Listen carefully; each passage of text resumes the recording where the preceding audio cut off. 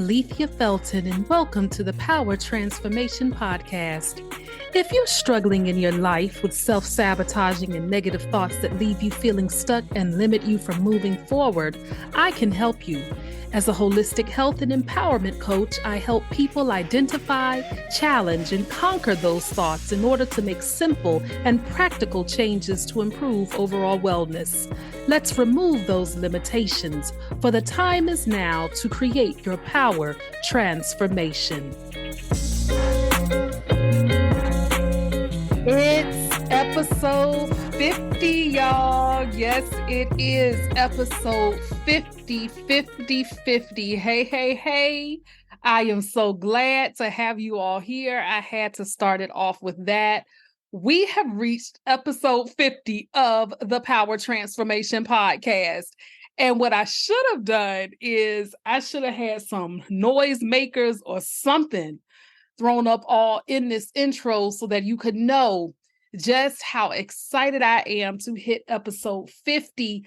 I am just in awe of how far this podcast has come and how we are halfway from 100 episodes and just so much, y'all. But look, can I be real with you? A sister is tired. I have been ripping and running, doing so much, and I am tired. My brain and my mind are mentally full, but it's a good thing. It's not necessarily a bad thing. And at the time that I'm actually recording this podcast episode, it's at night, and I try to do the episodes during the day. Sometimes I will do them at night, even if I'm interviewing somebody, but I'm tired. But look, I'm going to talk a little bit more about that. Let's go ahead and get into this affirmation. Let's say this affirmation once. Well, I'll say it once, and then you repeat it. Listen carefully. And when you repeat it, I want you to say it like you mean it. I am proactive in making efforts to take care of my well-being.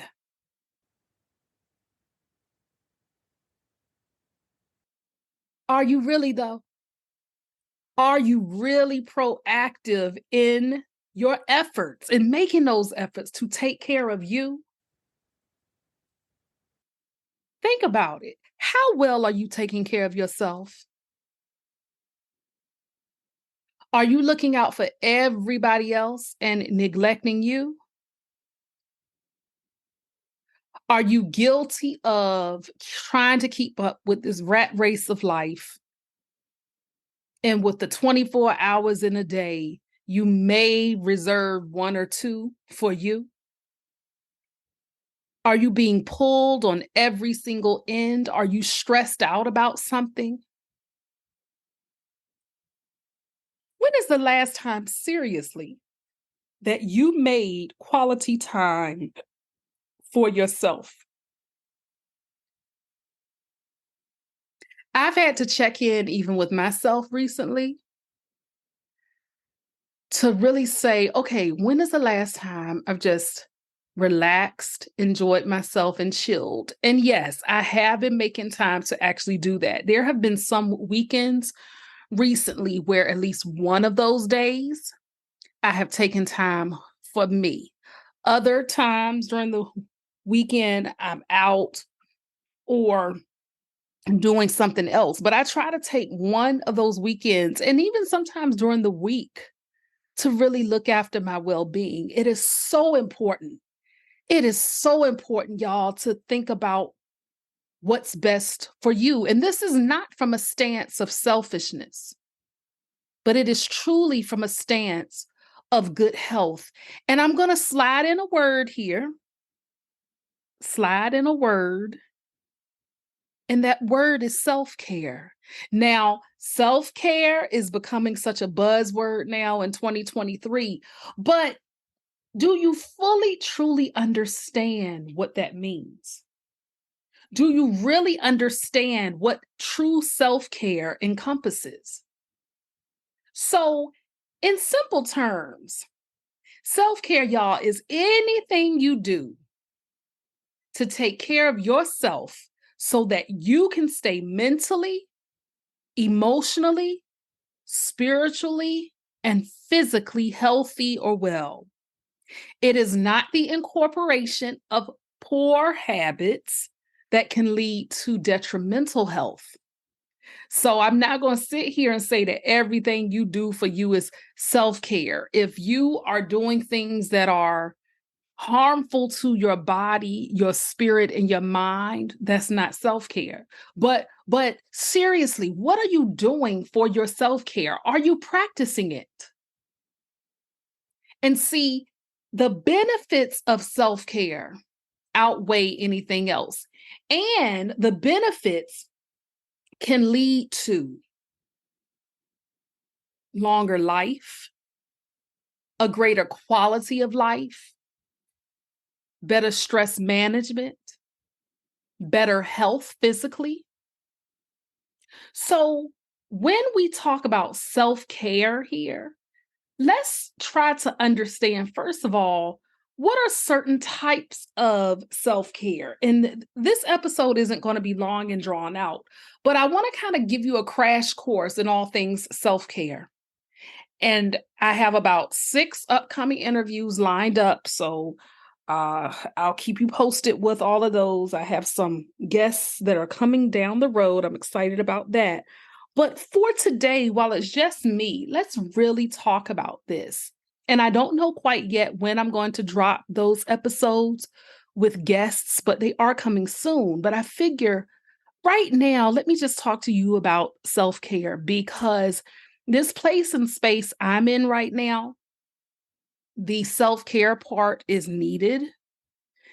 And with other people I've talked to, I was just talking to a friend of mine earlier on the phone, and she actually is doing a better job at really checking in on herself and switching up certain things in her routine that she normally wouldn't do. So when we talk about self-care, again, it's not selfish. You can have a whole entire family or a team or whatever and still have self-care. If you're a busy mom or dad and you want some time, quality time away from your children, that's okay. You have to look after you. Maybe you're married or in a relationship and you need quote unquote me time. That's self-care. So what exactly are you doing? Let's talk about a few of these categories here. And I'm going to stick with emotional, mental, physical, and spiritual self-care. That's what I'm going to talk about. So let's start with spiritual self-care. Spiritual self-care. What does this look like? Spiritual self-care can be something as simple as beginning your day and being consistent with it, with prayer, reading a daily devotional, meditating, playing worship music or some type of music that draws you closer in the presence of God or your higher power or that state of consciousness that you seek. For me, I have something that's called the YouVersion Bible app. I absolutely love it. And I start every day going on that app, reading devotional, reading scripture. They offer an encouraging word from a pastor or a minister, and I'll listen to that. And I go in prayer. And prayer for me is simply conversation with God. I talk to God just like I'm talking to y'all. I don't get all formal and, you know, I don't say thou and thy and thine. I talk to him just like this. And my relationship with God and God as spirit, I'm going to use a gender pronoun here, but when I need to really, really talk and, chat it up one-on-one, I say, Daddy. Now, I have an earthly father. I do. And he's wonderful. And I'm very close to my dad. I'm a daddy's girl. But when it comes to God, that spiritual self-care for me is calling God daddy. Like, daddy, thank you for just letting me see another day. No matter what happens, I'ma just trust you. That's how I talk with God. It's just a conversation. It don't have to be formal. Spiritual self-care can also look like keeping a gratitude journal, journaling of what you're thankful for, who you're thankful for, journaling why you're thankful. And this journal can be general. It doesn't have to be to anybody, but it can just be you expressing yourself through that. There are studies, y'all, that show how much of a difference gratitude makes in a person's life. And the more thankful you are, the more you will see how things in your own life transform. It's true. Also, an example of spiritual self-care. This is something that I love, and y'all know it. Spending quality time in nature, in the outdoors. So I'm from the East Coast, live on the East Coast, and it's fall. And now finally temperatures are dropping, so it's cooler. I love summer. I love hot weather. But even when it's cooler, I still go out and I walk or run. And going in nature allows me to see the leaves changing color. I feel the crispness of the air and the wind on my face. I hear more scurrying of critters and creatures who are in the woods because they're starting to search for different food sources. And in nature is when I am so close to the divine nature of myself. Did you know that you have a divine nature? And that divine nature can lead you to doing any and everything positive that you set your mind to do, as long as you have the discipline and the faith and the belief to do it. So spiritual self-care can be anything that draws you closer to a power or an authority that is higher than yourself, or brings you more in tune with you and your divine self. Meaning it taps into the spiritual gifts that we all have. It taps into that subconscious mind that we have, those thoughts that only we know and we sit with. So think about certain things that you are doing for your own spiritual well-being, because then you just have no idea how transformative it can be. And with spiritual self-care, you get more inner peace. And with that nature part, if you're out walking, be mindful of walking. Even in your home, say if you don't like the outdoors, a lot of people don't. Spiritual self-care can also look like decluttering your physical environment, because clear space can really, really help you think better.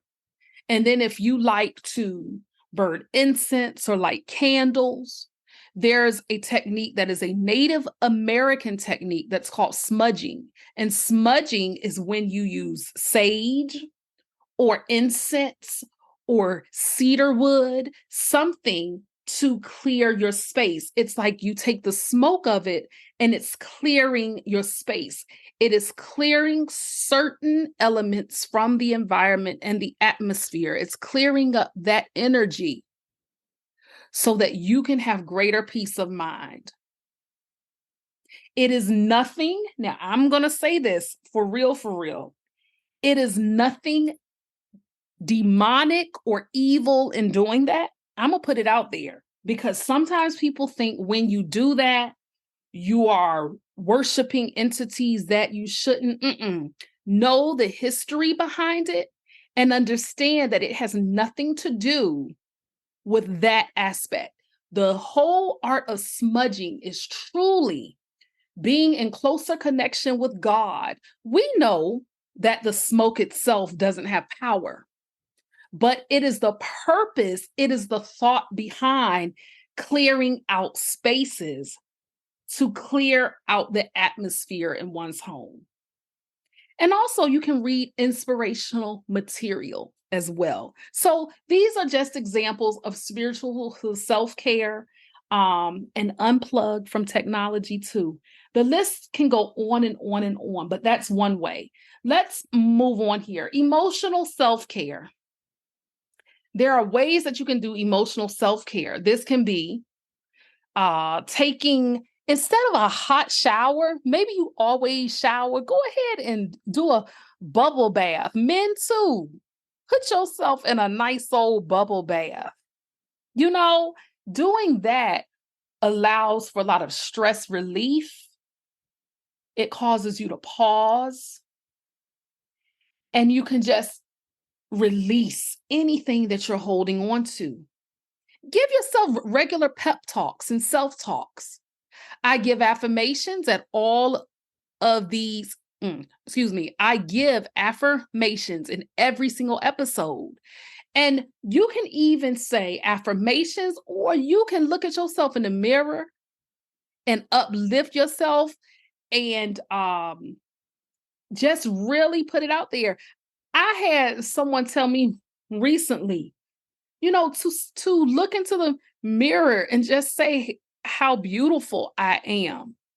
And I'm like, you know what? That's a really great idea. And it doesn't make me cocky, but it does. It makes me feel good. Self-talk. So I look at myself and I say, oh, girl, you sure are pretty. Look at yourself. Why? Because I didn't say those kinds of things to me most of my life. It's only been since hitting my 40s that I have even really been comfortable in walking fully in my own physical beauty. We all have something. So that's something that you can do, is give yourself a self-talk. Or maybe you have a big event or activity at work coming up and you have to get through it. Give yourself a self-talk. You might be homesick right now, or ill, or battling or fighting something. Give yourself a self-talk, even if things don't look great. There's always something you can find that you can be thankful for, that you can be positive about. Emotional self-care is perhaps there's a friend that y'all keep saying you're going to get together and see each other. Set up a date to go to a coffee shop, even if you don't drink coffee. Get a cup of tea or a bottle of water. Just be with that person. Right now in my life, I relocated back to my hometown area. But once a month, I still have to come to Washington, D.C. for a couple of days.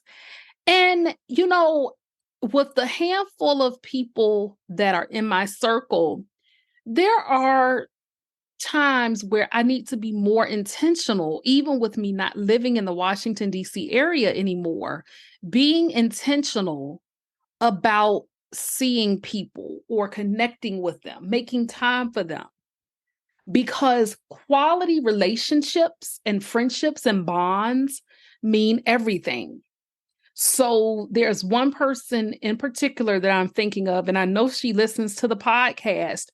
She is older than I am. She's old enough to be my mom, but we're friends and we have established a friendship over many, many years. And, I should have taken time out to connect with her on my most recent trip to Washington, D.C. And I didn't. So now when you know better, you do better. So that's just one example. Is emotional self-care can benefit not only yourself, but it benefits others around you. Emotional self-care could even be something as watching a movie that you want to see, or a show, or listening to music. All of those are examples of emotional self-care. Now, the next area that I want to get into is mental self-care. Emotional and mental self-care can somewhat go hand in hand, and they do overlap.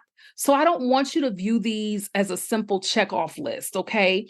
But some examples that you could do in your own life for your own mental self-care can be, for example, getting some work-life balance in your life, okay? Not allowing your work to overtake your life and not allowing life to make you slack at work. So it's about finding that balance of having work-life balance that is so important. And as a matter of fact, in one of my earlier episodes, I talk about work-life balance. If I'm not mistaken, I think I did.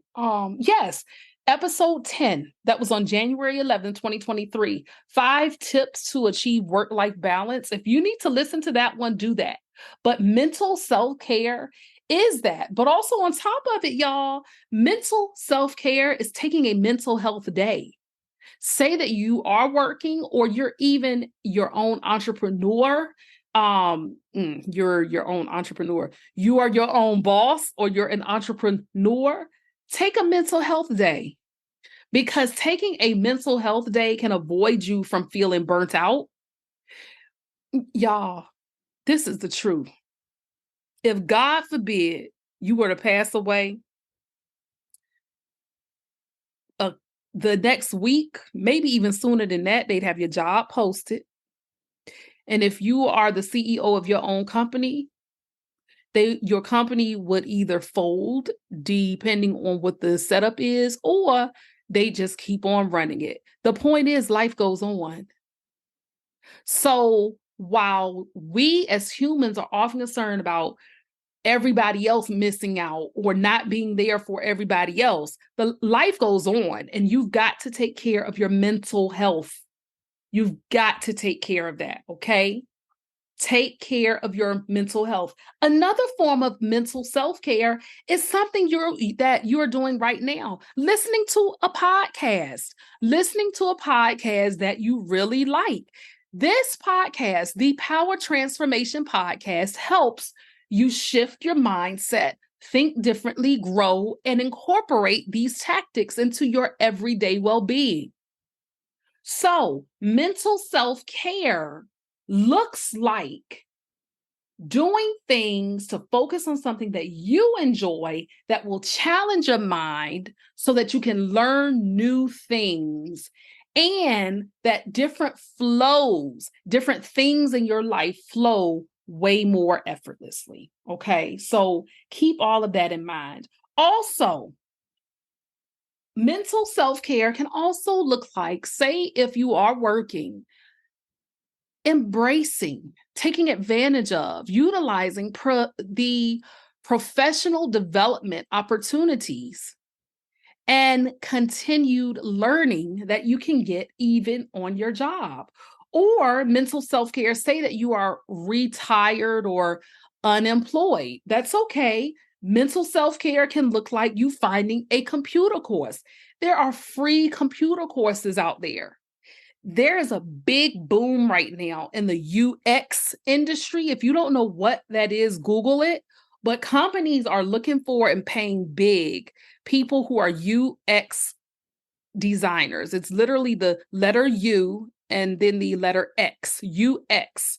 That is something where you could get more curious about. Mental self-care is constantly stretching your brain and learning. And also, mental self-care looks like setting a therapy or a counseling appointment.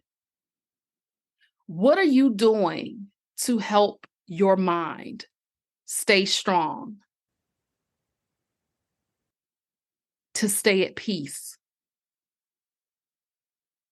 Are you talking to somebody or are you handling everything on your own?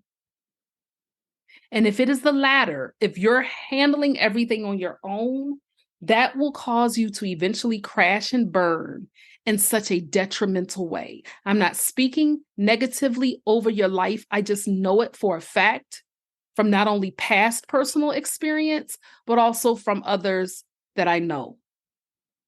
that if you do not take care of your mental health before it's too late, you will be forced to do so.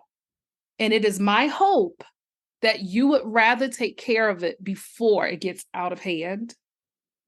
And not to say that you can't bounce back afterwards, but it can really be more laborious and challenging for you. And the last area of self-care that I'm going to talk about, if your mind gets full like me, if it always seems like you're ripping and running and doing any and everything, physical self-care is so important. So, what exactly does physical self-care look like?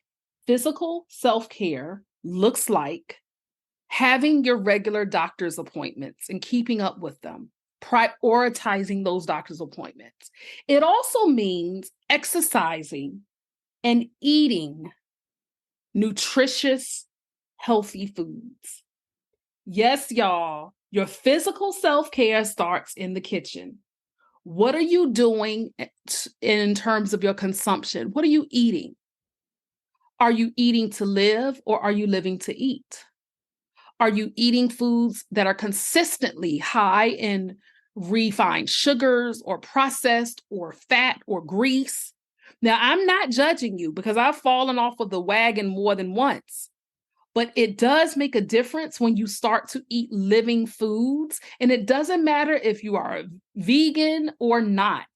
There are some unhealthy vegans because there are some vegans who only eat processed junk. Then there are others who are raw food vegans and others who eat all plant-based cooked meals and are healthier. Or you can eat meat and be healthy. I'm not trying to advocate a particular lifestyle in terms of diet, but what I am saying is eat nourishing foods that will bring you life and not death, that will make you stronger. Now, this could be a totally different episode, but I live with autoimmune illness, and I've told y'all that. And there's an argument in the autoimmune community about if food can help heal or cure. We coin and say there are no cures for these conditions, and autoimmune illnesses consist of a lot. It can be everything from MS, lupus, Crohn's, diabetes, if it's type 1, all kinds of conditions make up autoimmune illness, rheumatoid arthritis, things like that, right? But this is the thing. What I do know is that the way you eat can alleviate inflammation and symptoms and can cause conditions to go into remission. I do know that much.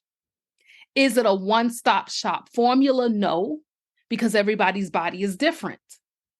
But I know, for example, that what you eat, whether you have excellent health or not, what you eat can contribute to your overall well-being.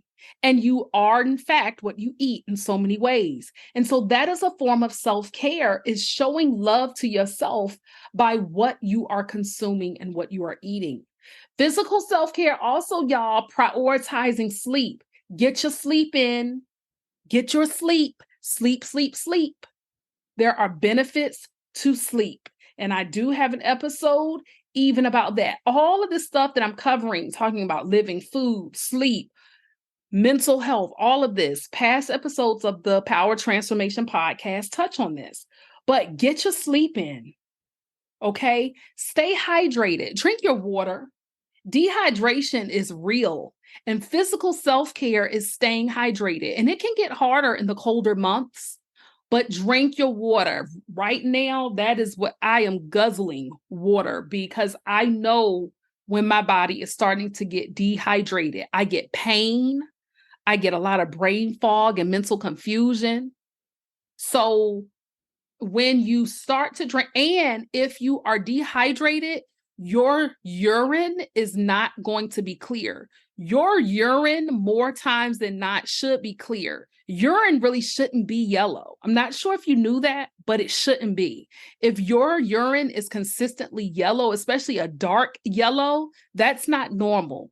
Your urine needs to be a pale yellow to clear. That's how you know that you are getting, well, that's one of the ways to know that you are staying hydrated is how clear is your urine. But it shouldn't be dark. Urine really shouldn't have a strong scent either. Okay. So these are all, and I'm speaking as a certified holistic health coach, wellness coach. Okay. That's what I'm speaking of in terms of things like that. These are all physical self-care.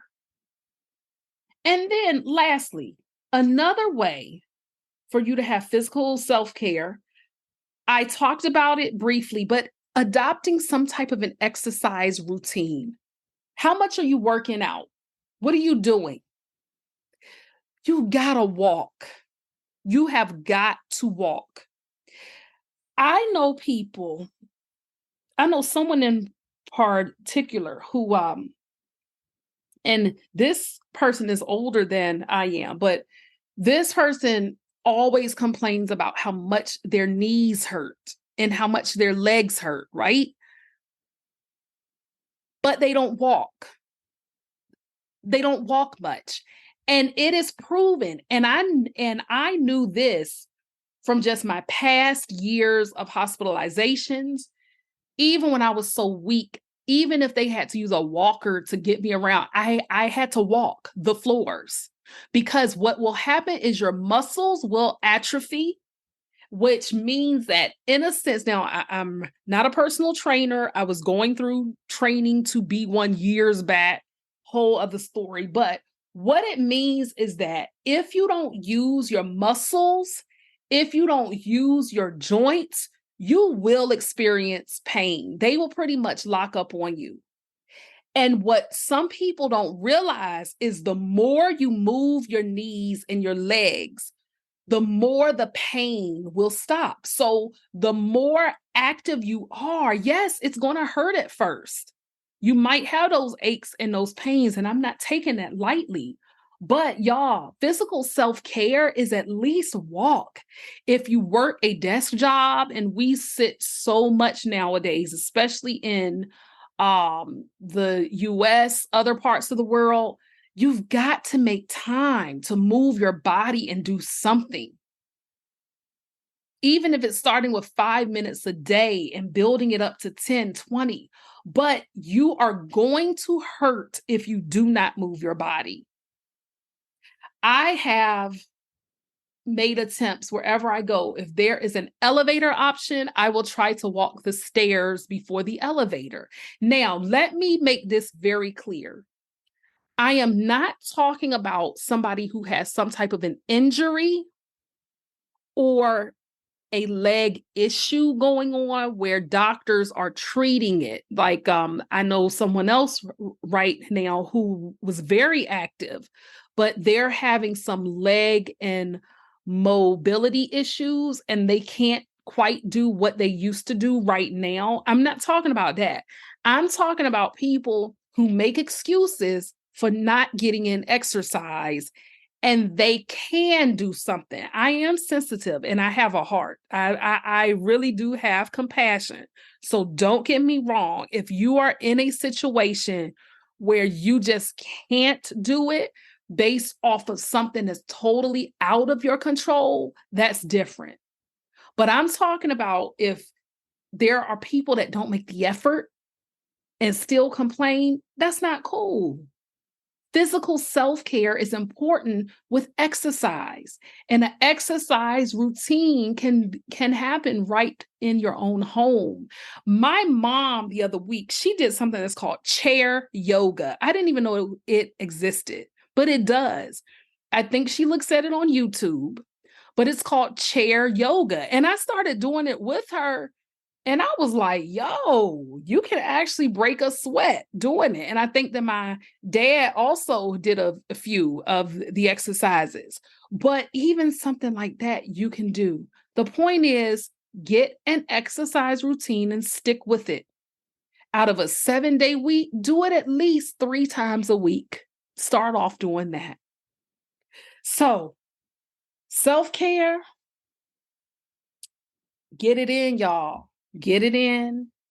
You've got this. You can do it. I know that you can.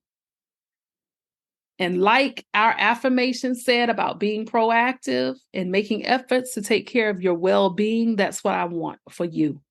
So let's go ahead and end out episode 50. Thank y'all for sticking with me. A lot of great things are happening coming down the road. Episode 50. I am so grateful and I thank God for all of you. Pass this along. I'm going to be doing more marketing strategies, other techniques to get the word spread about this podcast. Some things are coming down the road, especially even for 2024 with the podcast. So stay tuned with that. But let's repeat our affirmation. I'll say it once and you repeat it. I am proactive in making efforts to take care of my well-being. If you enjoyed today's show, then you don't want to miss an episode. So follow the Power Transformation Podcast on Apple Podcasts, Spotify, or wherever you usually listen, and remember to rate and review. I also invite you to connect with me on social media at Alethea Felton. That's at ALETHEAFELTON. Until next time, remember to be good to yourself and to others.